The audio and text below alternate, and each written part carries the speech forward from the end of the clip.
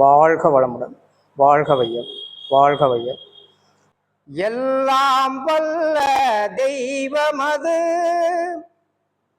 எங்கும் உள்ளது நீக்கமற சொல்லால் மட்டும் நம்பாதே சுயமாய் சிந்தித்தே தெளிவாய் வல்லாயுடலின் அறிவும் அவன் வாழும் உயிரின் அறிவும் அவன் கல்லார் கற்றார் செயல் விளைவாம் காணும் இன்ப துன்பம் அவன் அவனின் இயக்கம் அணுவாற்றல் அணுவின் கூற்று பக்குவம் நீ அவனில் தானி உன்னிலவன் அவன் யார் நீ யார் பிரிவேது அவனை மறந்தால் நீ சிறியோன் அவனை அறிந்தால் நீ பெரியோன் அவன் நீ ஒன்றாய் அறிந்த இடம் அறிவு முழுமை அது முக்தி அறிவு முழுமை அது முக்தி அறிவு முழுமை அது முக்தி. வாழ்க வாழ்க வாழ்க. குரு வணக்கம். உருவத்திடை உந்தன் கோவிரலால் தொட்டு எந்த உயிர் உணர்த்தி உன் செயல்கள் பதிவளித்து ஊர்வநிலை அறிவறிய துணியம் தந்து கருவறிந்து அகத்தவர்தான் கலத்தங்கள் போகவெடும் கலத்தமர்த்தி கருப்புடனே விளைவறிந்து ஐந்து குணங்களையால் கலை போதித்து உருவத்தில் உள்ள உயிரை உயிருக்குள் உள்ள மெய்ப்பொருளை அறிவாய் காட்டி ஒழுக்கத்தால் உலகிலேயே நட்பு கொள்ளும் அன்பு நெறி விளங்க வைத்து திருத்த முழுகாய கற்பம் சீர்கர்மயோகம் உடற்பயிற்சி தந்து சிந்தனையை உடல்நலத்தை சீரமைத்து உய்வித்த குருவே வாழ்க. குருவே வாழ்க. குருவே வாழ்க. அனைவருக்கும் வணக்கம். இன்று சேலம் ஜோதிட ஆராய்ச்சி சங்கத்தினுடைய 8வது மாத கருத்தரங்கம் துவங்கியுள்ளது. இந்த நிகழ்ச்சியை சிறப்பாக துவக்கி வைத்து வரவேற்புரை ஆற்றுமாறு செயலாளர் ஐயா அவர்களை அழைக்கின்றேன்.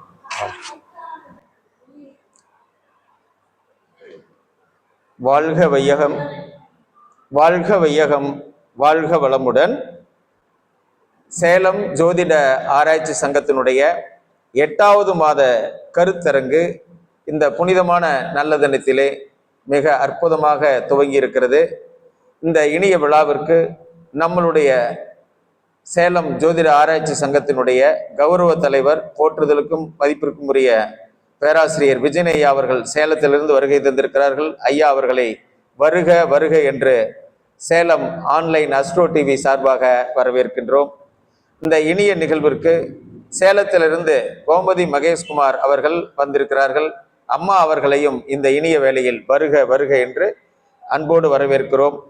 சேலம் அஸ்ட்ரோ சந்திரகுமார் ஐயா அவர்களையும் இந்த இனிய நேரத்தில் வருக வருக என்று அன்போடு வரவேற்கிறோம். தலைவாசலிலிருந்து தங்கராஜ் ஜோதிடர் ஐயா அவர்கள் வந்திருக்கிறார்கள். ஐயா அவர்களையும் நம்முடைய சேலம் ஆன்லைன் அஸ்ட்ரோ டிவி சார்பாக வருக வருக என்று அன்போடு வரவேற்கிறோம். சின்ன சேலத்திலிருந்து சீனிவாசன் ஐயா அவர்கள் வந்திருக்கிறார்கள். ஐயா அவர்களையும் வருக வருக என்று அன்போடு வரவேற்கிறோம். நம்முடைய அந்த நிகழ்வுக்காக கோட்டை ரவிச்சந்திரன் ஐயா அவர்கள் வருகை புரிந்திருக்கிறார்கள். ஐயா அவர்களையும் வருக வருக என்று அன்போடு வரவேற்கிறோம். ஓமலூரிலிருந்து பாலகிருஷ்ணன் ஐயா அவர்கள் வந்திருக்கிறார்கள். ஐயா அவர்களையும் வருக வருக என்று அன்போடு வரவேற்கிறோம். அதே போல வேப்பலப்பட்டியில் இருந்து ராமச்சந்திரன் ஐயா அவர்கள் வந்திருக்கிறார்கள். ஐயா அவர்களையும் வருக வருக என்று அன்போடு வரவேற்கிறோம். இந்த நிகழ்விற்கு சிறப்பு விருந்தினராக சிவகங்கையிலிருந்து ஜோதிடர் திலகம் சாத்தையா ஐயா அவர்கள் வந்திருக்கிறார்கள். ஐயா அவர்களையும் வருக வருக என்று அன்போடு வரவேற்கின்றோம். அடுத்து குப்பனூர்லிருந்து ஜோதிடர் கடவுள் ஐயா அவர்கள் வந்திருக்கிறாங்க. ஐயா அவர்களையும் வருக வருக என்று அன்போடு வரவேற்கிறோம். இன்றைய நிகழ்வில் சிறப்பு விருந்தினராக கோயம்புத்தூரிலிருந்து சாமிஜி ஜோதிட நிலையத்தில் இருந்து அதனுடைய ஜோதிடர் அன்புக்குரிய அன்னார் மகாலிங்கம் அவர்கள் வந்திருக்கிறார்கள். அவர்களையும் சேலம் ஆன்லைன் அஸ்ட்ரோ டிவி அன்புடன் வருக வருக என்று வரவேற்று இன்றைய நிகழ்வில் நிறைய சில ஜோதிட விளக்கங்களை நாம் ஒவ்வொரு பேராசிரியரிடமிருந்தும் இப்பொழுது நாம் கற்றுக்கொள்ள இருக்கிறோம். நம்மளுடைய நேயர்கள் அனைவரையும் அன்போடு வருக வருக என்று வரவேற்று நிகழ்ச்சிக்குள்ள போலாம் வாங்க. நம்மளுடைய சேலம் ஜோதிட ஆராய்ச்சி சங்கத்துக்கு பேராசிரியர்கள் வந்திருக்காங்க. அந்த வகையில கோவை மாவட்டத்திலிருந்து சாமிஜி ஜோதிட நிலையத்தினுடைய நம்மளுடைய நிகழ்ச்சிக்கு இன்றைக்கு சிறப்பு விருந்தினராக சேலத்திலிருந்து குப்பனூர்லிருந்து மூலிகை மருத்துவர் ஜோதிடர் கடவுள் ஐயா வந்திருக்காங்க.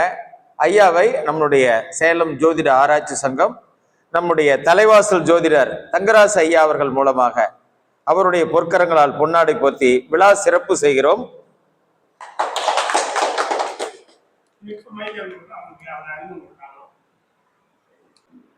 ஐயா அனைவருக்கும் வணக்கம். ஐயா நான் முதல் முறையாக அந்த மாதிரி பேசுகிறேன், அதனால் எப்படி பண்ணுறதுன்னு தெரியல. இருந்தாலும் நான் ஒரு 25 வருடமாக இந்த மூலிகை மருத்துவத்தில் ஆர்வமாக நான் செயல்பட்டுருக்கேன். என்னுடைய நண்பர் ஒரு நீண்டகால நண்பர் ஜோதிடர். சில விஷயங்களுக்காக அவர் அணுகும்போது சில விஷயங்களை போன மாட்டுமே ஜாதகத்தை பார்க்காமலேயே இது இப்படி நடந்திருக்கும், இதுக்காக தான் வந்திருக்க அப்படின்ற ஒரு விஷயத்தை எனக்கு உதாரணப்படுத்தினார். அப்போ நினச்சேன், எனக்கு நீண்டகால நண்பராக இருக்கார், நம்ம இதை பொருட்படுத்தாமல் இருக்கமே அப்படின்ற ஒரு எண்ணம் எனக்குள்ளே உருவாச்சு. அதுக்கப்புறம் இந்த ஜோதிட கலையை நம்ம ஏன்னா மணி மந்திரம் ஔஷதம் இது மூணும் தெரிஞ்சிருக்கணுன்றதை என் மனசுக்குள்ளே ஆழமாக புரிஞ்சுக்கிட்டு அதில் ஜோதிட கலையில் நாமளும் ஒரு சிறப்பாக வரணுன்றதுக்காக நம்ம சந்திரகுமார் ஐயா மூலியமாக இந்த வகுப்புக்கு வந்திருக்கேங்க. உங்கள் எல்லாரோடைய நிறைய வந்திருக்கீங்க, இருந்தாலும் உங்கள் எல்லாரோடைய ஆசீர்வாதமும் எனக்கு கிடைக்கணும். நானும் உங்களை மாதிரி ஒரு ஜோதிடத்தில் ஒரு பெரிய ஜாம்புவனாக வளரணும், உங்களோட ஆசை என்னைக்கு எனக்கு இருக்கணும்னு சொல்லி கேட்டு நான் முடிச்சுக்கிறேங்க. நன்றி. நமது சேலம் ஜோதிட ஆராய்ச்சியாளர் சங்கம் ஜோதிட கருத்தரங்கிற்கு புதிதாக வந்து கலந்து கொண்டதற்கு திரு ஐயா கடவுள் ஐயா அவர்களுக்கு நன்றியும் பாராட்டியும் தெரிவித்துக் கொள்கிறோம். அவர் மென்மேலும் ஜோதிடத்துறையில் வளர்ந்து சீரும் சிறப்பும் பெற்று ஜோதிட நுணுக்கங்களை இன்னும் நமது சங்கத்துக்கு வந்து அர்ப்பணிக்குமாறு தாழ்ந்த பணியன்போடு கேட்டுக்கிறோம். அவர் வந்தமைக்கு மிகுந்த பாராட்டும். நன்றி நன்றி. நம்மளுடைய இன்றைய நிகழ்வில் சிவகங்கை மாவட்டத்திலிருந்து சாத்தையா அவர்கள் வந்திருக்கிறாங்க சிறப்பு விருந்தினராக. ஐயாவுக்கு சிறப்பு செய்து நம்மளுடைய சேலம் ஜோதிட ஆராய்ச்சி சங்கம் நம்முடைய சங்க உறுப்பினர் பூட்டை ரவிச்சந்திரன் ஐயா அவர்கள் ஐயாவுக்கு பொன்னாடை போத்தி விழா சிறப்பு செய்கிறார்கள். சிவகங்கை மாவட்டத்தில் இருந்து புதிதாக இன்று இந்த கருத்தரங்கில் கலந்து கொண்டிருக்கிறேன். இந்த கருத்தரங்கை நடத்தி கொண்டிருக்கும் நிர்வாகிகள் அனைவருக்கும் எனது மனமார்ந்த நன்றியையும் வாழ்த்துக்களையும் தெரிவித்துக் கொள்கிறேன். அடுத்து இந்த சோதிடத்தில் கர்மா என்பதுதான் ஒருவருடைய சாதகத்தில் பலன் அளிக்கிறது. அந்த கர்மா சரியில்லை என்றால் அவருக்கு ஒரு பலனும் இருக்காது. நல்ல பலன் வேண்டும் என்றால் கர்மா சரியாக இருக்க வேண்டும் என்று சொல்கிறார்கள். அந்த கர்மா பிராப்த கர்மா, ரஞ்சித கர்மா, ஆகாமிய கர்மா என்ற 3 கர்மாக்களை சொல்லி இருக்கிறார்கள். இந்த கர்மாக்கள் தான் செய்த அந்த சாதகர் செய்த கர்மாவா அல்லது அந்த சாதகரின் வாரிசு தந்தையர்கள் தாய் தந்தையர்கள் செய்த கர்மாவா, பாட்டனார் செய்த கர்மாவா என்பதை இந்த வரும் கருத்தரங்கில் நன்றாக தெரிவித்து எங்களுக்கு விளக்கம் அளிக்குமாறு தாழ்மையுடன் கேட்டுக்கொண்டு எனது உரையை முடிக்கிறேன். வணக்கம். சேலம் ஜோதிட ஆராய்ச்சி சங்கம் ஜோதிட ஜோதிட எட்டாவது ஜோதிட கருத்தரத்துக்கு சிவகங்கை மாவட்டத்திலிருந்து தாத்தையா அவர்கள் நம்முடைய சங்கத்துக்கு புதிதாக வந்திருக்காரு.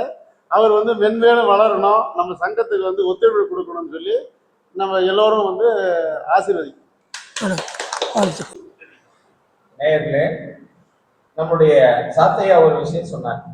ஒவ்வொரு ஜாதகத்திலையும் கர்மா எப்படி வேலை செய்யும், அந்த கர்மாவில 3 கர்மாவை சொன்னாரு. அதுல 1 தாய் தந்தைய செய்த கர்மா, இன்னொன்னு முன்னோர்கள், அதுக்கு முன்னால பல தலைமுறையில சஞ்சித கர்மா, பிரார்த்த கர்மா, ஆகாமிய கர்மா, இந்த 3 கர்மாவை இப்போ நம்ம அவருடைய சொற்பொழிவுல அதை பத்தி நம்ம தெரிஞ்சுக்க போறோம். வாங்க நிகழ்ச்சிக்குள்ள போறோம். சேலம் ஆன்லைன் அஸ்ட்ரோ டிவி நேயர்கள் அனைவருக்கும் வணக்கம். ஒவ்வொரு மனுஷனுடைய வாழ்க்கை எப்போ சிறப்பாக அமையுது அப்படின்னு பார்த்தீங்கன்னா, மண், மனை, மனைவி, மக்கள், இந்த 4ம் நல்லா அமைஞ்சிருச்சுன்னா ஒரு மனிதனுடைய வாழ்க்கை ரொம்ப சிறப்பாக இருக்குன்னு சொல்லிட்டு நம்ம எல்லாரும் சொல்கிறோம். இப்போ அந்த வகையில் நமக்கு சொந்த வீடு அமையுமா, சொந்த வாகனம் அமையுமா? இது எல்லாருக்கும் இருக்கக்கூடிய ஒரு நியாயமான கேள்விதான். இது ஜோதிடத்துல எத்தனாம் பாவம் நமக்கு தெளிவுபடுத்துது, அங்க எந்த கிரகங்கள் எப்படி இருந்தா நமக்கு சொந்த வீடு அமையும், இதை பத்தி பேசுவதற்காக சேலத்திலிருந்து ஜோதிடர் PS கோமதி மகேஷ்குமார் அம்மா வந்திருக்காங்க. அம்மா அவர்களை நம்முடைய சேலம் ஜோதிட ஆராய்ச்சி சங்கம் வருக வருக என்று அன்போடு வரவேற்று நம்மளுடைய நேயர்களுக்கு நல்ல பதில் தரணும்னு சொல்லி அம்மாவை அன்போடு வரவேற்கிறோம். வாங்கம்மா, வணக்கம். ஓம் குருவை போற்றி. சேலம் ஆன்லைன் அஸ்ட்ரோ டிவி வழங்கும் 8வது மாதாந்திர சிறப்பு கருத்தரங்கத்தில் சுகர் நாடி முறையில் எமக்கு பேச வாய்ப்பளித்த தலைவர் ஐயா, செயலாளர் ஐயா, பொருளாளர் ஐயா மற்றும் எங்கள் ஜோதிட பேராசிரியர் உயர் திரு விஜயன் ஐயா அவர்களுக்கும், இன்று சிறப்பு கருத்தரங்கத்திற்கு வருகை தந்துள்ள அனைத்து ஜோதிட நண்பர்களுக்கும், ஆய்வாளர்களுக்கும், ஆன்லைன் அஸ்ட்ரோ டிவி தொலைக்காட்சி யூடியூப் வழியாக பார்த்து கொண்டிருக்கும் ஜோதிட பொது மக்கள்களுக்கும் அனைவருக்குமே முதல் கண் வணக்கம். என் பேர் கோமதி மகேஷ்குமார். நான் சேலத்திலிருந்து வந்திருக்கேன். சுகர் நாடி ஜோதிடர். நம்ம ஆணாக இருந்தாலும் பெண்ணாக இருந்தாலும் அடிப்படை அப்படிங்கிறது பார்த்திங்களா, மனிதனுடைய இன்றியமையாத தேவை அப்படின்னமா. நம்மளுக்கு இளமை காலத்திலேயே பார்த்திங்களா, பருவ காலத்தில் சிறு பருவத்திலே பார்த்திங்களா, பெற்றோர் தாய் தந்தை அரவணைப்பு மிக முக்கியம். ஒரு குறிப்பிட்ட காலங்களுக்கு அப்புறம் பார்த்திங்களா படிப்பு, திருமணம் முடிஞ்சதுக்கப்புறம் பார்த்திங்களா, வீடு, வண்டி, வாகனம், சொத்து பத்துக்கள் எல்லாமே பார்த்திங்களா இன்றைய சமூகத்தில் ஒரு முக்கிய அங்கீகாரம். அது இன்றியமையாத தேவையாகவும் இருக்குது. பெரும்பாலும் ஜாதகம் பார்க்க வர நண்பர்கள் பார்த்திங்களா, வீடு கட்டி இருந்தால் வீட்டில் நாம் குடியிருக்க முடியறதில்ல. சொந்தமாக நம்மளுக்கு வீடு இருக்குது, நாம் போய் அந்த வீட்டில் குடியிருக்க முடியறதில்ல, வாடகை வீட்டில் தான் இருக்கோம். நாம் அப்பார்ட்மெண்ட்டுகள், பிளாட்டுகள் நிறையா கட்டி விட்டுருந்தாலும் அந்த வீட்டில் போய் நம்ம குடியிருக்க முடியறதில்ல.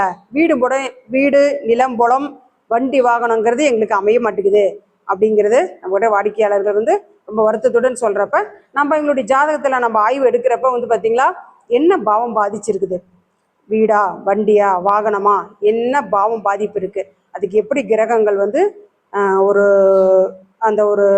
6, 8, 12 பாவங்களெல்லாம் தொட்டு எப்படி ஒரு தடை தாமத்தை கொடுக்குது, கேந்திர திரிகோணத்துலலாம் தொட்டு எப்படி அந்த பாவம் எங்களுக்கு பலமாக இருக்குது, 4ஆம் அதிபதி பார்த்திங்களா ஒருத்தருக்கு பலமாக இருக்கா, பலவீனமாக இருக்கா, அது மூலம் சொத்து சேர்க்கை நிறையா இருக்கா அப்படிங்கிறத நம்ம இன்னைக்கு பார்க்கலாம்.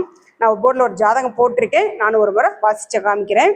14/7/1956 11:30 PM ஜனகலத்தில் செவ்வாய் திசையில் ஐயா பிறந்திருக்காரு. 4 வருஷம் 9 மாதம் 8 நாள்.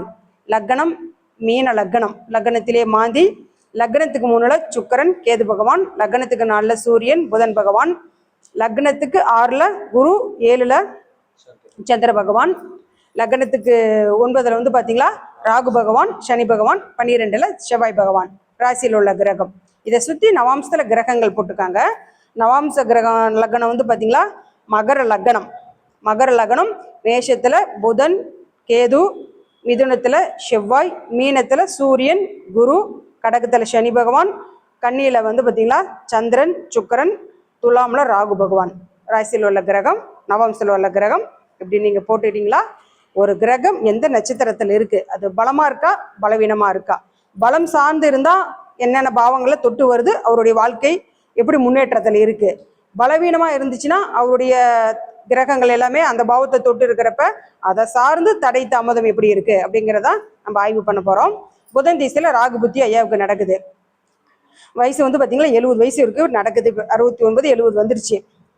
நம்மளுக்கு வந்து பார்த்தீங்களா சுகர் நாடி விதிமுறையில் ஒரு கிரகம் வந்து எந்த நட்சத்திரத்தில் இருக்குது, எந்த நட்சத்திரத்தின் வழியாக அது பயணம் செய்யுது அப்படிங்கிறத நம்ம முதன்மையாக எடுத்துக்கிறோம். அந்த நட்சத்திரத்தின் வழியாகத்தான் அந்த கிரகங்கள் வந்து நல்ல பலனை கொடுக்கும். அது நின்ற பாவங்கள் அப்படிங்கிறது ரொம்ப ரொம்ப ஒரு முக்கியமான இடம். 4ஆம் இடம் வந்து பார்த்தீங்களா நம்மளுக்கு சொத்து, மண், மனை, வாகனம், முதன்மையாக தாய்மை பாவமும் 4ஆம் பாவம் தான். ஒரு குழந்தைகள் வந்து பார்த்தீங்களா சந்திரன் பிதா ஸ்தானாதிபதியும் சந்திரனும் 4ஆம் பாவமும் கேந்திர திரிகோணத்துலலாம் வந்து பார்த்தீங்களா 4ஆம் பாவங்கிறதே கேந்திரம் தான். சந்திரன் கேந்திர திரிகோணத்துலலாம் ஆட்சி உச்ச நட்பு பெற்றுருந்துச்சுன்னா தாயினுடைய அன்பு அரவணைப்பில் அந்த குழந்தை வளரும். தாயினுடைய அன்பு அரவணைப்பில் அந்த குழந்தை வளர்றப்ப அந்த குழந்தையுடைய தாய் வந்து பார்த்தீங்களா நன்மை தீமையை சொல்லி வளர்ப்பாள். இது இப்படி செய்யணுங்கன்னே, இது இப்படி செய்யக்கூடாது, இப்படியெல்லாம் பெரியவங்கிட்ட பேசக்கூடாது, இப்படி தான் மரியாதையோடு இருக்கணும் அப்படின்னு ஒரு குழந்தைகளுக்கு ஒரு நல்வழிப்படுத்தி சொல்லி வளர்க்கக்கூடிய அமைப்பு வந்து பார்த்தீங்களா தாய் தந்தையர் இருவரும் தான். அந்த 4ஆம் பாவம் தான் தாய் ஸ்தானாதிபதி. 4ஆம் பாவங்கிறது அந்த தாயுடைய அன்பு வந்து பார்த்தீங்களா அவங்களுக்கு இருக்கும். தாய்னாவே ரொம்ப அன்பா உசுராக இருப்பாங்க. ஆண் பிள்ளையாக இருந்தாலும் சரி, பெண் பிள்ளையாக இருந்தாலும் சரி. அம்மாவை கேட்டு சொல்கிறேன், அம்மா என்ன சொல்கிறாங்கன்னு அம்மா கிட்ட கேட்டுட்டு ஆலோசனை பண்ணிட்டு முடிவு சொல்கிறேன்னு தாய்க்கு ரொம்ப முன்னுரிமை கொடுப்பாங்க. 4ஆம் அதிபதி கேந்திர திரிகோணத்தில் இருக்கணும், ஆட்சி உச்ச நட்பு பெறணும். பெற்றுச்சுன்னா தாயோடைய பேச்சுக்கு நிகர இங்கே மாற்று சொல்ல மாட்டாங்க. அம்மா என்ன சொல்கிறாங்களோ அதை தான் கேட்பாங்க. அதே மாதிரி பிதா ஸ்தானாதிபதி சூரியனும் பிதாக்காரகன் சூரியனும் பிதா ஸ்தானாதிபதி நம்மளுக்கு 9ஆம் அதிபதி. அவர் நின்ற நட்சத்திராதிபதியும் கேந்திர திரிகோணத்தில் இருந்துச்சுன்னா அப்பாவுக்கு தான் முக்கியத்துவம் கொடுப்பாங்க. அப்பாவுடைய வழிகாட்டுதல் பிரகாரம் தான் படிப்பு, தொழில், திருமணம் எல்லாமே நல்லபடியாக எங்களுக்கு அமையும். அதே மாதிரி நான் சொன்ன மாதிரி 4ஆம் அதிபதி சந்திரன் 3, 6, 8, 12 பகை நீஸ்தம் அஸ்தங்கம் அடைஞ்சிச்சுன்னா, அதே மாதிரி பிதா ஸ்தானாதிபதி 9ஆம் பாவமும் பிதாக்காரகன் சூரியனும் 3, 6, 8, 12 பகை நீஸ்தம் அஸ்தங்கம் அடைஞ்சிச்சுன்னா, பிதா ஸ்தானாதிபதி 3, 6, 8, 12 பகை நீஸ்தம் அஸ்தங்கம் அடைஞ்சிச்சுன்னா தாய் இருப்பாங்க. தாயோட வளர்ப்பில் இங்கே வளர மாட்டாங்க. தாயோடைய அன்பு பாசம் எங்களுக்கு கிடைக்காது. அம்மா பெத்தைங்களா இருந்தாலும் அவங்க வளர்றது ஒரு இடத்துல வளருவாங்க. சின்னம்மா வீடு, அத்தை வீடு, மாமா வீடுன்னு அவங்க வேறொரு குடும்பத்தோட தான் சார்ந்து இருப்பாங்க. அம்மாவுடைய அன்பு பாசம் வந்து பார்த்தீங்களா இருக்கும், அவங்களுக்கு கிட்டாது. ஒரு திருமண காலமாகட்டும், எந்த ஒரு நல்ல செயல்களோட அம்மாவோட இருந்தவங்க செய்ய மாட்டாங்க. இதே மாதிரி பிதாக்காரனுக்கும் நீங்கள் எடுத்துக்கலாம். பிதா ஸ்தானாதிபதியும் பிதாக்காரகன் சூரியனும் அந்த 9ஆம் பாவமும் 6, 8, 12 பகை நேஸ்தம் அஸ்தங்கம் அடைஞ்சிச்சுன்னா தந்தையை வந்து தந்தை சொல்லுக்கு மதிப்பு கொடுக்க மாட்டார். தந்தைக்கு வந்து பார்த்தீங்களா இம்பார்ட்டன்ட் கொடுக்க மாட்டார். தந்தையும் மகனும் எலியும் பூனையும் போல எதிரி போல தான் இருப்பாங்க. அதுவே பிதாக்காரகன் சூரியனும் 9ஆம் அதிபதியும் கேந்திர திரிகோணத்தில் இருந்துச்சுன்னா பையனை இப்படி தான் படிக்க வைக்கணும், இந்த துறையில தான் படிக்க வைக்கணும், இப்படி ஒரு வேலையை பையனுக்கு செஞ்சு கொடுக்கணும், அவனுடைய எதிர்கால திட்டத்துக்காகவே வீடு, வண்டி, வாகனம், சொத்து சேர்க்கை எல்லாமே தன் பையனுக்காகவே சேர்த்தி வைப்பாரு. அந்த பிதாக்காரகன் வந்து தன் குழந்தைக்கு என்னென்ன வேணுமோ எல்லாத்தையுமே சேர்த்தி வைப்பாங்க. அந்த கிரகம் நின்ற நட்சத்திரம் எல்லாமே கேந்திர திரிகோணத்தில் ஆட்சி உச்சம் பெற்றாதான் அந்த ஒரு சிறப்பான அமைப்பு கிடைக்கும். இப்போ நம்மளுக்கு வந்து பார்த்தீங்களா இவர் ஜாதகத்தில் மீன லக்னம், 4ஆம் அதிபதி தான் நம்மளுக்கு சொத்து, மண், மனை, வீடு, வாகனம் எல்லாமே 4ஆம் அதிபதி தான். அந்த 4ஆம் அதிபதி வந்து பார்த்தீங்களா புதன். 4ஆம் அதிபதி மீன லக்னத்துக்கு 4ஆம் அதிபதி புதன் வந்து பார்த்தீங்களா யார் காலில் இருக்காரு? குரு காலில் இருக்காரு. குரு பகவான் லக்னத்துக்கு 6க்கு போயிட்டாரு. குரு நின்றது கேது கால், கேது நீசம். அப்போ எந்த லக்னத்துக்குமே 4ஆம் அதிபதி நின்ற நட்சத்திராதிபதி 3, 6, 8, 12 பகை நீசம் அஸ்தங்கம் அடையக்கூடாது. அடைஞ்சிச்சுன்னா தாயுடைய அரவணைப்பு இருக்காது. வீடு, வண்டி, வாகனம், சொத்து பத்து எதுவுமே வந்து பார்த்தீங்களா அவருக்கு அமையாது. வீடு, வண்டி, வாகனம், சொத்து பத்து வந்து பார்த்தீங்களா எதுவுமே அவருக்கு சிறப்பாக அமையாது. இது ஒண்ணுங்களா. இதை தவிர லக்ன புள்ளி பலமா இருக்கணும். லக்ன புள்ளி, லக்னாதிபதி, ராசி அதிபதி எல்லாமே பலமா கேந்திர திரிகோணத்தில் இருந்தாதான் ஆளுமை திறன் படைத்த மனிதர். ஆணா இருந்தாலும் பெண்ணா இருந்தாலும் இதை நம்ம முதன்மையா எடுத்துக்கணும். லக்ன புள்ளி, லக்னாதிபதி, ராசி அதிபதி எல்லாமே பாத்தீங்களா கேந்திர திரிகோணத்துல இருக்கணும். நின்றுச்சுன்னா என்ன செயல் கொடுத்தீங்களாலும் அந்த செயலை திறமையுடன் சிந்திச்சு நிதானிச்சு அதனுடைய நன்மை தீமையை அறிஞ்சு அதனுடைய திட்டம் தீட்டுவார். அந்த செயல்பாடுகள் அனைத்துமே பாத்தீங்களா ஒரு திட்டமிட்டு செய்வாரு. அப்ப அந்த திட்டமிடுறது சமயோஜித புத்தி அதை எடுத்து விரிவா எல்லாருக்கும் பயன்படும் வகையில செய்யற தன்மையெல்லாம் பாத்தீங்களா ஆளுமை திறன் தான். அப்ப அந்த லக்ன புள்ளிக்குத்தான் அவ்வளவு ஒரு வலிமை. நம்ம சுகர் நடியில லக்னம் நின்ற நட்சத்திராதிபதி நல்லா இருக்கணும், லக்னாதிபதி நின்ற நட்சத்திராதிபதி நல்லா இருக்கணும், ராசி அதிபதி நின்ற நட்சத்திராதிபதி, இது மூணும் ஒரு ஜாதகத்தில் நல்லா இருந்தாலே மற்ற பாவங்கள் எல்லாமே அதனோட இணைஞ்சிக்கும். 2ஆம் பாவமாகட்டும், 3ஆம் பாவமாகட்டும், 4ஆம் பாவமாகட்டும், 5, 6, 8 மற்ற 12 பாவங்கள் எல்லாமே பாத்தீங்கன்னா அது லக்ன புள்ளிக்கு கீழே இயங்கும். அப்ப ஒரு ஜாதகத்துல லக்ன புள்ளி பலமா இருக்கணும். அதுதான் நம்மளுக்கு அடிப்படையே. இவர் ஜாதகத்துல 4ஆம் அதிபதி புதன் அவர் நேசமாயிட்டாரு. 1 சரி, நம்ம பாவகத்துல 4ஆம் பாவம் கொடுத்துருக்குறாங்க. அது காரக கிரகம் பாத்தீங்கன்னா செவ்வாய். நம்மளுக்கு வீடு வண்டி வாகனத்துக்கு இதுக்கெல்லாம் காரக கிரகம் செவ்வாயும் சுக்கிரனும் சொல்லுவோம். சரி, செவ்வாய் பாத்தீங்களா லக்னத்துக்கு 12ல இருக்காரு. செவ்வாய் லக்னத்துக்கு 12ல இருக்காரு. செவ்வாய் நின்றது குருக்கால். செவ்வாய் நின்றது குருக்கால். குருவும் கேதுக்காலுக்கு போய் திரும்பி நீசத்துக்கு தான் வராரு. அப்ப 4ஆம் அதிபதியும் பலம் இழந்துருச்சு, காரக கிரகம் செவ்வாய் பகவானும் பலம் இழந்துட்டாரு. இவருக்கு பாத்தீங்களா வயசு 70 வயசு. இவருடைய அப்பா பாட்டன் யாருமே 3 தலைமுறை இது வரைக்கும் சொத்து பத்து எதுவுமே சேர்க்கலையாம். இது வரைக்குமே பாத்தீங்களா கோவிலுடைய ஒரு கோவில் கீழே இயங்கும் ஒரு சின்ன ஒரு வீட்டில் தான் குடி வசிக்கிறாங்க. தாத்தா வசிச்சாங்களாம். தாத்தாக்கு அப்புறம் அப்பா அந்த வேலை செஞ்சுட்டு இருந்தாராம். அப்பாவுக்கு அப்புறம் இவர் இருக்கிறாராம். குடும்பம் குழந்தை குட்டின்லாம் எதுவுமே இல்லையா. இவங்களுக்கு சொந்த வீடு மண் மனை வாகனம் எதுவுமே இது வரைக்கும் கிடையாதாம். சரி, இவருக்கு திருமணம் முடிஞ்சு ஒரு குழந்தை இருக்குன்னு அப்படின்னாரு. அந்த குழந்தை பேரனுக்கோசரம் ஒரு 2500 சதுரடி ஒரு இடத்துல கிடைச்சிதுமா. கிடைச்ச வருமானத்துல அது வாங்கி வச்சோம். அந்த நிலமும் பாத்தீங்களா பத்திரப்பதிவு பட்டா எல்லாமே வேற பேர்ல ரிஜிஸ்டர் ஆகிருக்கு அப்படின்னு சொல்லிட்டு அவர் சொன்னாரு. அதே மாதிரி பாருங்க, ராகு தான் பாட்டன். ராகு நின்ற நட்சத்திரம், ராகு நின்றது சனி பகவான் கால். சனி பகவான் பாத்தீங்களா எங்க இருக்காரு, சனி கூட இருக்காரு. ராகு பகவான் சனிக்கால இருக்காரு. சனி பகவான் பாத்தீங்களா குரு கால இருக்காரு. குரு கேது கால போய் நீசமாயிட்டாரு. அப்ப தாத்தாவுக்கு வீடு அமையல. சூரியன் பிதா ஸ்தானாதிபதி சூரியன்ன்றது குரு கால இருக்காரு. குரு கேது காலுக்கு போய் நேசமாயிட்டாரு. அப்ப இவர் தாத்தாவுக்கு, இவருடைய அப்பா, இவருக்கு, இவருடைய பேரனுக்கு 4 தலைமுறையா பாத்தீங்களா இவருக்கு வீடு வண்டி எதுவுமே அமையல. அப்ப எல்லா கிரகமும் குருவுடைய காலில் போய் கேது காலில் போய் நீசமாயிடுச்சு. எல்லா கிரகமும் குரு காலை தொட்டு தான் வரும் பாருங்க. அப்ப ஒரு ஜாதகத்துல 4ஆம் பாவம் சிறப்பா இருக்கணும். 4ஆம் பாவம் சிறப்பா இருந்தாதான் அந்த வீடு வண்டி வாகனம் எல்லாமே சிறப்பா இருக்கும். இன்னொன்று பாத்தீங்களா வண்டி எது வாங்கினாலுமே பழுதடைஞ்சுக்கிட்டே இருக்கும். அந்த 4ஆம் பாவம் பாதிக்கப்பட்டவங்களை நீங்க பாத்தீங்களா வண்டிக்காக ரொம்ப செலவு பண்ணிக்கிட்டே இருப்பாங்க. வண்டி பாத்தீங்களா பழுது அடைஞ்சிட்டே இருக்கும், அதுக்காக செலவு பண்ணிக்கிட்டே இருப்பாங்க. ஒரு மனிதருக்கு பாத்தீங்களா இன்றியமையாதது பாத்தீங்களா ஒரு நல்ல ஒரு வீடு. அது மாளிகையா இருந்தாலும் சரி, பங்களாவா இருந்தாலும் சரி, ஓட்டு வீடா இருந்தாலும் சரி, குடிசை வீடையா இருந்தாலும் சரி, அவர் வீடு அவங்களுக்கு அரண்மனை தான் இல்லையா. அந்த 4ஆம் பாவம் எல்லாருக்கும் சிறப்பா அமையணுங்கிறது ஒரு கேள்விக்குறியாவே இருக்கு. அப்படி நிலம்புலங்கள் ஏதாவது வாங்கினாலும் இது மாதிரி நிலம் பத்திரப்பதிவு இது மாதிரி பாத்தீங்களா ஒரு பாதிப்பை கொடுத்துருது. எந்த லக்னத்துக்கும் 4ஆம் அதிபதி கேந்திர திரிகோணத்தில் இருக்கணும். கேந்திர திரிகோணத்தில் இருந்துச்சுன்னா மண் மனை வீடு வண்டி வாகனம் ஆடும் பொருள் அசையும் பொருள் ஆடு மாடு இந்த 4 சக்கர வாகனங்கள் 4 சக்கர கால்நடைகள் இது எல்லாமே எங்களுக்கு அமைஞ்சுக்கும். 4ஆம் இடம் தானே எல்லாமுடைய முக்கியமான கேந்திரம். இவருக்கு கேந்திரம் பாருங்க, லக்னம் முதல் கேந்திரம் 4 பாவமே பாதிப்பு. லக்னம் பாதிப்பு, லக்னாதிபதி குரு பாதிப்புங்களா, 4ஆம் அதிபதி புதன் அவரும் பாதிப்புங்களா, 7ஆம் அதிபதி புதனா அந்த கேந்திரமும் பாதிச்சிருச்சா, 10ஆம் அதிபதி குருங்களா அதுவும் குருக்காலில் போய் நீசமாயிடுச்சா. இப்போ லக்னம் அதை தான் நம்ம கேந்திர திரிகோணம் வலுப்பெறணும் நம்ம சொல்றது. லக்னம் மீன லக்னம், 4ஆம் அதிபதி புதன், 7ஆம் அதிபதி புதன் 7வது கேந்திரம், 10ஆம் அதிபதி குரு. 1, 4, 7, 10 அந்த அமைப்பு வந்து சரியா இருக்கணும். இருந்துச்சுன்னா அது நம்மள பாதுகாப்பா இருக்கும். ஒரு அரண் போல நம்மளுக்கு செயல்படும். அதுதான் கேந்திரம்.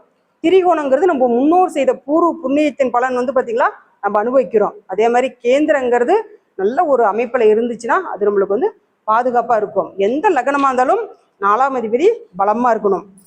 அதே மாதிரி வந்து பாத்தீங்களா மிதுன லக்னம், மீன லக்னத்துக்கு மிதுன லக்னத்துக்கு இது மிகச்சரியா பொருந்தும். மீன லக்னத்துக்கு 4ஆம் அதிபதி புதன் வந்துருவாரு. மிதுன லக்னத்துக்கு 4ஆம் அதிபதி புதன் வந்துருவாரு. புதனுங்கிறது காளி மனை. புதனுங்கிறது வந்து பாத்தீங்களா காளிமனைன்னு சொல்லும். சொத்து பத்திர பதிவு இது எல்லாமே ஆவணங்கள் இதெல்லாமே புதன் தான். டாக்குமெண்ட்ஸ் இது எல்லாமே கையெழுத்து ஒப்பந்தம் பண்றது எல்லாமே புதன் தான். அப்ப அந்த ஆவணங்கள் சார்ந்து ஒரு பிரச்சனை இருக்கும். பட்டா இவங்க பேர்ல இருக்காது, இல்லைன்னா நில அளவு கம்மியா இருக்கும், இல்லைன்னா ரோடு அதிகப்படுத்துவாங்க. ரோடை வந்து பாத்தீங்களா விரிவுபடுத்துறப்ப வந்து பாத்தீங்களா அந்த ரோட்டுக்காக இவருடைய வீடு படிக்கட்டு ஒரு குறிப்பிட்ட அளவு வந்து பாத்தீங்கன்னா அந்த ரோட்டு பகுதிக்கு போயிடும். நிறைய வீடுகளை நம்ம பாக்குறோம் இல்லையா? அது மாதிரி வந்து பாத்தீங்கன்னா 4ஆம் பாவம் பலமா இருக்கணும். 4ஆம் பாவம் ஏதாவது ஒரு வகையில 3, 6, 8, 12 பகை நேஸ்த அஸ்தங்கம் ஆயிடுச்சுன்னா கடக்கால் போட்டு வீடு கட்டுற நிலைமையில வந்து கூட அப்ரூவல் ப்ராப்ளத்தோட நின்றுடும். இல்லைன்னா 6ஆம் பாவத்தை தொட்டுச்சுன்னா 8ஆம் பாவத்தில் தொட்டுச்சுன்னா நம்மளுக்கு 4ஆம் அதிபதி நின்ற நட்சத்திராதிபதி எல்லாம் வந்து பாத்தீங்களா 8ஆம் பாவத்தை தொட்டுச்சுன்னா பழைய வீடா இருக்கும். இப்ப அண்ணன் தம்பி எல்லாம் இருந்தாங்க, சொத்து பிரிப்பாங்க இல்லையா?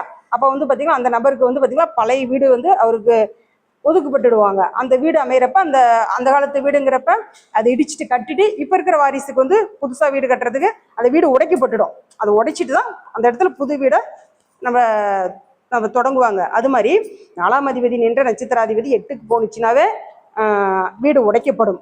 6க்கு போனுச்சுன்னா அந்த வீட்டுக்காகவே கடன் வாங்குவாரு. அந்த வீட்டு லோன் கட்ட முடியாம அது 12ஆம் பாவத்துக்கு போயிடுச்சுன்னா அந்த லோனுக்காருக்கு அந்த வீட்டை கொடுத்துருவாரு. அந்த லோன் கட்ட முடியாத பட்சத்துல இந்த பேங்கர் அந்த வீட்டை வந்து பாத்தீங்கன்னா ஜப்தி பண்ணிக்குவாரு. 4ஆம் அதிபதி அதுக்கு தான் கேந்திர திரிகோணத்தில் ஆட்சி உச்ச நட்பு பெறணும். ஏதாவது அவர்கிட்ட கொஞ்சம் முதலீடு இருக்கும், போட்டு கட்டி ஒரு குறிப்பிட்ட அளவு மட்டும் அவரு வருமானத்துக்கு தகுந்த கடன் வாங்கி அந்த வீட்டை கட்டி முடிச்சுக்குவாரு. அது 6, 8, 12 தொடரப்ப கடனுக்காகவோ இல்ல அதிக செலவு இவரு ஒரு குறிப்பிட்ட தொகையை ஒரு நிர்ணயிச்சு வச்சிருப்பாரு, இதுக்குள்ள நம்ம வீடு கட்டணும்ட்டு. செலவு அதிகமாகி அந்த வீடு விற்கிற நிலைமைக்கு போயிடும். லோன் கட்ட முடியாம விற்கிற நிலைமைக்கு போயிடும். இல்லைன்னா இந்த ஆவணங்கள் எல்லாமே சரியா இருக்காது. வீடு கட்டி தொடங்கினதுக்கு அப்புறம் வந்து பாத்தீங்களா அது ஒரு பிரச்சனையை கொடுக்கும். இது மாதிரி அப்ரூவல் இல்லாம நின்றுடும். ரோடு அளவிக்காக வந்து பாத்தீங்களா முன்பகுதி இதழ் மாதிரி எல்லாம் உடைச்சி எடுத்துருவாங்க. நம்மளுக்கு 4ஆம் பாவத்துடன் சனி பகவானும் ராகுவும் தொடர்பு பெற்றுச்சுன்னா ரொம்ப பழமை காலத்து வீடு, ஒரு 100 வருஷம் 150 வருஷம் அந்த வீட்டுல எல்லாருமே வாழ்ந்துருப்பாங்க. அப்படி ஒரு பழங்காலத்து வீடு அமையும். நம்ம பார்ப்போம் இல்லையா? பழங்காலத்து வீடு அமையிருக்கும். ஆனா அந்த பழங்காலத்து வீட்டுல வந்து பாத்தீங்கன்னா ரொம்ப ஒரு லட்சுமி கடாட்சத்துடன் எல்லா ஒரு சுப நிகழ்வுகளுமே அந்த வீட்டுல வந்து நடக்கும். 4ஆம் அதிபதி வந்து பாத்தீங்களா 6, 8, 12 பகை நீஸ்தம் அஸ்தங்கம் பெறக்கூடாது. பெற்றுச்சுனாவே வந்து பாத்தீங்களா அவங்க வந்து பாத்தீங்களா வீடு வந்து பாத்தீங்கன்னா வாடகை வீட்டுக்கு போயிடலாம். சொந்த வீடே இருந்தால் கூட 4ஆம் அதிபதி நின்ற நட்சத்திராதிபதி 6, 8, 12க்கு போயிடுச்சுன்னா மாசம் வந்து பாத்தீங்கன்னா ஒரு விரை செலவு மாதிரி கொடுக்கணும். அது 12ஆம் பாவங்கிறது நம்மளுக்கு விரயம் தான். ஒரு வாடகையை நம்ம கொடுத்துட்டு இருக்கிறப்ப அந்த பாவம் வந்து பாத்தீங்களா ஒரு குறிப்பிட்ட திசா புத்திகள் வரப்ப அவங்க சொந்த வீட்டுக்கு வந்து அவங்க இருந்துக்கலாம். 4ஆம் அதிபதி 3, 6, 8, 12க்கு போனுச்சுன்னா வாடகை வீட்டுக்கு போயிடலாம். சொந்த வீடு எல்லாமே இருந்தால் கூட வாடகை வீட்டுக்கு போனோமா ஒரு நிவர்த்தி கிடைக்கும்னு நம்ம எடுத்துக்கலாம். அது மாதிரி வந்து பாத்தீங்களா 4ஆம் பாவம் வந்து பாத்தீங்களா ரொம்ப ஒரு சிறப்பா எல்லாருக்குமே இருக்கணும் அப்படிங்கறதான் நம்மளுடைய இது. ஒரு ஜாதகம் முதல்ல வந்து பாத்தீங்களா வீடு கட்டுறதுக்கு அப்படின்னு நம்ம எடுத்தோமா குறிப்பிட்ட ஒரு சில நட்சத்திரங்கள் வந்து நம்ம கொடுத்துருக்குறோம். பரணி, பூரம், பூராடம், ரோகிணி, அஸ்தம், சித்திரை, திருவோணம். பரணியுடைய 3 நட்சத்திரமும் சந்திரனுடைய 3 நட்சத்திரமும் மிருகசீரிஷத்துடைய 3 நட்சத்திர செவ்வாயுடைய நட்சத்திரம். பரணி, பூரம், பூராடம், ரோகிணி, அஸ்தம், திருவோணம், மிருகசீரிஷம், சித்திரை, அவிட்டை. இந்த 9 நட்சத்திரம் வந்து நம்ம 4ஆம் பாவத்துடன் தொடர்பு இருக்கான்னு பாருங்க. வீடு என்ன நேரங்காலம் கட்டலாம்னு நம்ம கிட்ட கேட்பாங்க வாடிக்கையாளர்கள். அப்போ வந்து பாத்தீங்களா பரணி, பூரம், பூராடம், திருவோணம், அஸ்தம், நம்மளுக்கு வந்து பாத்தீங்களா ரோகிணி, அஸ்தம், திருவோணம், மிருகசீரிஷம், சித்திரை, அவிட்டம். இந்த 9 நட்சத்திரமும் அந்த திசாபுத்திகளோட தொடர்பு வருதான்னு பாருங்க. அவங்க கேட்குற காலகட்டத்துல அந்த திசாபுத்தி காலத்தோட தொடர்பு வந்துச்சுன்னா அந்த காலகட்டத்துல வீடு மண்மனை கட்டினாங்களா அது ஒரு நல்ல ஒரு அமைப்பா கொடுக்கும். இந்த 9 நட்சத்திரமும் வீடு கட்டுறதுக்கே ரொம்ப சிறப்பான ஒரு நட்சத்திரமா நம்ம எடுத்துக்கலாம். அதே மாதிரி வந்து பார்த்தீங்களா கேந்திர நாலாம் அதிபதி கேந்திர திரிகோணத்தில் இருக்கிறது சிறப்பு. லக்ன சுபரோ குருவோ பார்த்துச்சுன்னா அவங்க எப்படி விருப்பப்படுறாங்களோ அதை விட இன்னும் நிறைவாக வீடு கட்டிடுவாங்க. நாங்களே எதிர்பார்க்கலைங்க, நாங்கள் இப்படி வரும்னு நினைச்சோம், ஆனால் வீடு நீங்கள் வந்து அதை விட சிறப்பாக கட்டி கொடுத்துருக்கீங்க. அவங்க மனசு போல ரொம்ப நிறைவாக இருக்கும் வீடு. லட்சுமி கடாட்சத்துடன் 4ஆம் அதிபதி கேந்திர திரிகோணம் இருக்கிறது முதன்மையான பலன். அதை விட இன்னொரு கூடுதல் மார்க் போடணும்னா லக்ன சுபரோ, ஒரு லக்னத்துக்கு லக்ன சுபர்கள் இருப்பாங்க இல்லைங்க ஐயா, லக்ன சுபரோ குருவோ பார்த்துச்சுன்னா அந்த வீடு பார்த்தீங்களா தெய்வ கடாட்சத்துடன் நல்லா ஒரு எல்லா சுப நிகழ்வுகளுமே அந்த வீட்டில் நடக்கும். திருமணமா, குழந்தைங்களுடைய சடங்கா, வளகாப்பா, எல்லாமே வீடு பெரிய அளவில் இருக்கும். அந்த வீட்லேயே எல்லாம் வச்சு நடத்திக்கலாம். அந்த அளவுக்கு வந்து பார்த்தீங்களா வீடு ஒரு சிறப்பான ஒரு அமைப்பாக இருக்கும். அதேமாரி பார்த்தீங்களா 4ஆம் அதிபதி வந்து பார்த்தீங்களா 10ஆம் பாவத்துடன் தொடர்பு பெற்றுச்சுன்னா, 4ஆம் அதிபதி 10ஆம் அதிபதினு தொடர்பு பெற்றுச்சுன்னா கட்டிட தொழில் சிறப்பாக இருக்கும். கட்டிட தொழில் வந்து பார்த்தீங்களா சிறப்பாக இருக்கும். ஏன் அப்படின்னா நம்ம 10ஆம் பாவத்துக்கு 7ஆம் பாவம் நம்மளுடைய லக்னத்துக்கு 4ஆம் பாவமாக வரும். 10ஆம் பாவத்துக்கு 7ஆம் பாவம் நமக்கு 4ஆம் பாவமாக வரும், 4ஆம் இடம். சரிங்களா? அந்த 10ஆம் பாவ 4ஆம் அதிபதியுடன் 10ஆம் பாவ தொடர்பு ஏற்பட்டு அதெல்லாம் நீர்ராசியுடன் தொடர்பு பெற்றுச்சுன்னா பெயிண்ட் ஏஜென்சி வச்சு நடக்கிறது, இல்லை பெயிண்ட் அடிக்கிற ஒர்க்கு, இது மாதிரி வந்து பார்த்தீங்கன்னா தொழில் எங்களுக்கு சிறப்பாக இருக்கும். கட்டி விற்பனை செய்வாங்க. கட்டடங்கள் கட்டி விற்பனை செய்வாங்க. அது வந்து பார்த்தீங்கன்னா அந்த தொழில் எங்களுக்கு வந்து ரொம்ப சிறப்பாக இருக்கும். அவ்வளோதானா? சரி, இப்போ நம்ம வீடு மண் மனை இதெல்லாம் பார்த்தோம். தோட்டம் விவசாயம் நிலம்னு கேட்பாங்கல்ல, தோட்டம் விவசாயம் நிலம் வந்து அதுவும் நம்மளுக்கு சொத்து தானே. இது வந்து யாருக்கு அமையும் அப்படின்னம்மா 4ஆம் அதிபதி ஒரு லக்னம் சொல்கிறேன் பாருங்க. சிம்ம லக்னம், சிம்ம லக்னத்துக்கு 4ஆம் அதிபதி செவ்வாய். அவர் வந்து பார்த்தீங்கன்னா சனி பகவான் காலில் இருக்காரு. சனி பகவான் வந்து பார்த்தீங்கன்னா லக்னத்துக்கு 7ல் இருக்காரு. சனி பகவான் லக்னத்துக்கு 7 இருக்காரு. அவர் குரு காலில் இருக்காரு. குரு வந்து பார்த்தீங்கன்னா ரிஷபத்தில் செவ்வாயை பார்க்குறாரு. குரு பகவான் வந்து ரிஷபத்தில் இருக்காரு. அவர் வந்து செவ்வாயை பார்க்குறாரு. அப்போ குரு பார்வை வந்து பார்த்தீங்களா மிக அபரிவிதமான பலனை கொடுக்கும். அவங்க வந்து பார்த்தீங்களா இது நம்ம சொந்தக்கார ஜாதகம் தான். அவங்க வந்து 2ஆம் தரமாக தான் அந்த ஐயாவுக்கு வாக்கப்பட்டாரு. அந்த அம்மாவுக்கு முதல் தாரம் இறந்துட்டாங்க. 2ஆம் தாரமாக அந்த அம்மா வாக்கப்பட்டதுக்கு அப்புறம் அவ்வளோ ஒரு அபிவிருத்தி, ஏக்கரா கணக்கில் சொத்து அவருக்கு அமைஞ்சிடுச்சு. இப்போ வந்து பார்த்தீங்கன்னா ஒரு தோட்டத்திலே பண்ணைக்காட்சி அப்படிங்கிற லெவலில் அந்த அம்மா இருக்காங்க. அந்த அம்மா போன நேரம் பல மடங்கு அபிவிருத்தி செஞ்சிடுச்சு. ஏன்னா அந்த லக்னத்தில் இருக்க 4ஆம் அதிபதி அந்த வீட்டில் ஆட்சி பெற்றிருக்கிறாரு. சிம்ம லக்னம் 4ஆம் அதிபதி அந்த வீட்டில் ஆட்சி, ப்ளஸ் அவர் சனிக்காலில் இருக்காரு. சனி வந்து 7ல் இருக்காரு. அது மூலத்திரிகோண வீடு இல்லைங்களா, மூலத்திரிகோண வீடு. அந்த சனி பகவான் குறுக்காலில் இருக்காரு. குரு வந்து ரிஷபத்தில் இருக்காரு. குரு ரிஷபத்தில் இருந்தாலும் செவ்வாய் பார்ப்பாருங்களா, 4ஆம் பாவத்தை பார்ப்பாருல்ல. இந்த அம்மாவுக்கு 10ஆம் பாவம் ப்ளஸ் 10ஆம் பாவத்தில் சம்பாரிச்ச சொத்து முதலீடு எல்லாமே 4ஆம் பாவத்தில் தோட்டம் துறவு விவசாயமா எல்லாமே மாறிடுச்சு. முன்னோர்கள் சொல்லுவாங்க, ஒரு கூலிக்கார பிள்ளை வந்து எந்த காட்டுக்கு வேலைக்கு கூலிக்கு போகலாம் அப்படின்னு பார்க்கும். ஒரு பண்ணைக்காரிச்சி வந்து பார்த்தீங்களா எந்த தோட்டத்தை வாங்கலாம், என்ன நிலம் விலைக்கு வருது, எங்கே பிளாட்டு போடுறாங்க, என்ன நிலத்தை வந்து ஒரு முதலீடாக போட்டு வைக்கலாம், மனைவி மக்களுக்கு என்னத்தை சேர்த்து வைக்கலாம் அப்படின்னு அதில் தான் ஆர்வமாக இருப்பாங்க. அது மாதிரி பல மடங்கு வீடு வண்டி வாகனம் டிராக்டரெல்லாம் வந்து பார்த்தீங்கன்னா அவங்க வீட்டுகிட்டே வந்து பார்த்தீங்கன்னா அவங்களுடைய தோட்ட நிலவுக்கே வந்து பார்த்தீங்கன்னா ஒரு 15-20 டிராக்டர் வச்சிருக்கிறாங்க. உணவை வாங்கி போட்டு வச்சிருக்கிறாங்க. நெல் இருக்கிற மிஷினு, அதுக்கு அந்த நிலம்புலத்துக்கு என்னென்ன தேவையோ அந்த இயந்திரங்கள், கனரக இயந்திரங்கள் எல்லாமே சொந்தமாக வாங்கி வச்சிருக்கிறாங்க. அப்போ அது எல்லாமே 4 அந்த ராசிகள் தானே. அப்போ இவருக்கு 4ஆம் அதிபதி 4 ராசி இல்லையா, விருச்சிகம். அது பல மடங்கு விருத்தி அடிச்சிருச்சு. அந்த அம்மா போன நேரமே அவ்வளோ ஒரு விருத்தியை கொடுத்துருக்குது.